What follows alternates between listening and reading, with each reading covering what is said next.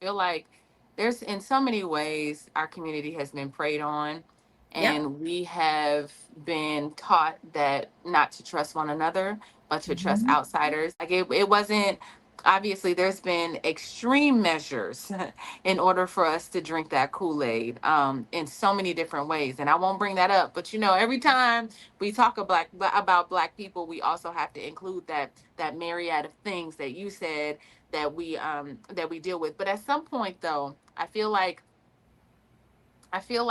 there has to be a shift. And I think I see a shift when I'm Mhm. looking online too. Like I see the negative things, but I also see black people paying more attention, especially since I've joined this community. Y'all know the conversations, the ones where everybody's sitting around going, "That's why black people can't do this, and that's why black people don't do that. Black people can't get in. We ain't never gonna be right." When you get around a group of black people, that's the Mhm. energy. Mhm. And going to those different conferences and getting to meet actual black people that was like, "Oh, we Mhm. live this way." Dr. Felice, you said it earlier, exposure. I had exposure to black people that were doing amazing things, and I know they didn't represent all of us, but I feel like there was more of them than the other things that are sold to us.